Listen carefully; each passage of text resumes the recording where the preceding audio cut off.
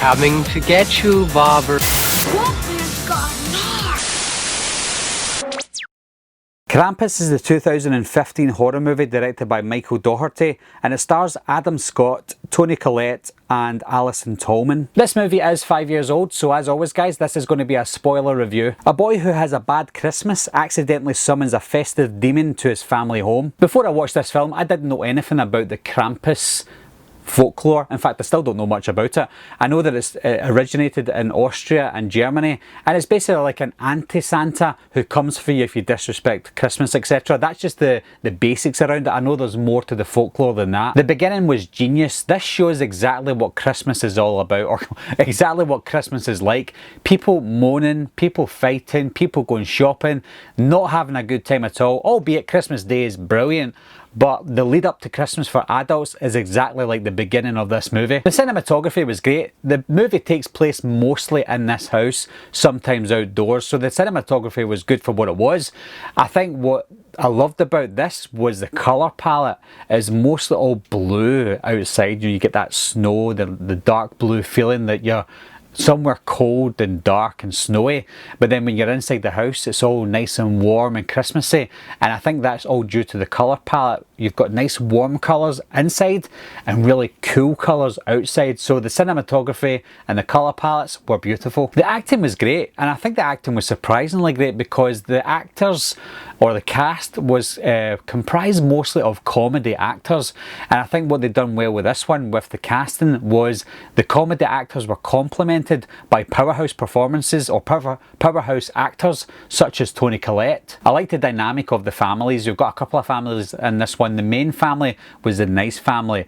It was a natural dynamic that they had, a loving dynamic that the family had, especially from Max, who was still a little young. And then you've got the other family, the cousins and the brothers and sisters, etc. They come along, and as much as they annoy you, you grow to love this family because they are very annoying to the immediate family and you just want to strangle them at the very beginning. But as the movie progresses, that family progresses as a family as well, and we know they're in dire need as well because Max has this really lovely Christmas wish list. Nothing for him, just for his family, and one of the families is he wants his auntie and uncle to do well because they're financially struggling at the moment, so that's really nice. And I think as soon as they hear that, they get off his back a little, and after that we get behind the whole family, even the auntie. We've got Tom's mum as well, who she doesn't really fit in because she's from a different country. I think she's either German or Austrian, but she's the one that knows about the folklore of the Krampus because she's experienced it in the past. We even get a backstory of her as a child, and it's great because we don't see her in human form, we see it in a cartoon form. I think it was very unique and it felt Christmassy as well, so I think that was really well done. The blizzard was a fantastic way to cover and isolate this family in this one little street. At first I thought the blizzard was only there for them, and it might have been when we talk about the ending of the film, but then you've got a couple of other characters who are killed off. I think at least one. You've got the DHL driver, for example. The DHL driver might not have been a real person, but you can see that the effects that it didn't have just on this family, it had an effect on the people who were passing through. I don't think this film was scary, and I watched it myself just in case my kids couldn't watch it. I don't think my kids can watch it because it does take away the mystery of Santa Claus, but if you did watch this movie with your kid, I don't think it would be a major issue because it was fun, it was adventurous, it was like a Christmas version of Trick or Treat, which was also directed by Michael Dougherty, and again we'll talk about that soon. Now what happened to the family was a bit extreme and probably would have happened to most families if what I'm thinking the reason for it happened would have happened to everyone else. I'm confusing myself. Basically Max doesn't believe in Christmas anymore. He rips up his Christmas list and throws it out the window, and that was enough for Krampus to come and basically teach them a lesson. Now if that was the reason that Krampus came, or it was after the grandma for the same reason, then the same thing should really happen to a lot of families, because a lot of people forget about Christmas, they forget about Santa Claus, the spirit of Christmas, the reason for celebrating Christmas.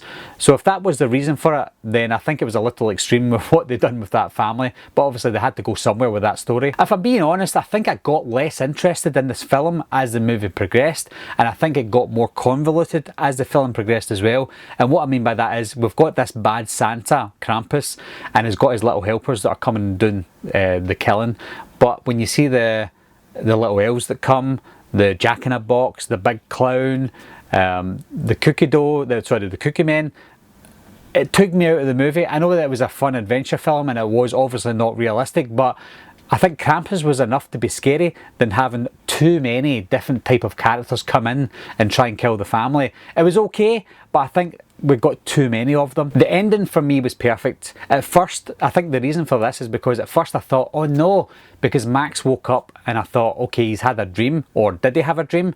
But when we went into the living room and everyone was opening presents, they weren't really fussed about Max's dream, so I thought, oh no, Max is going to be the only one that experienced this, and even if it wasn't a dream, he fixed it, and everyone's going to be none the wiser. So Max saved the day, and that's it, and nobody would be able to experience what he went through, basically.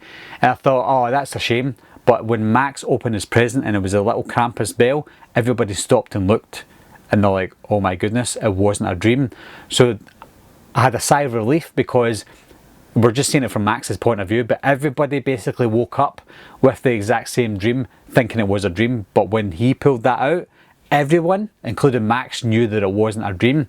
Now, after I watched the film, I thought, right, that's fine, that was a great ending. But when I read into it, it could be seen as ambiguous, and Michael Dougherty, the director, decided not to tell us what the real ending was. Now, there's two theories.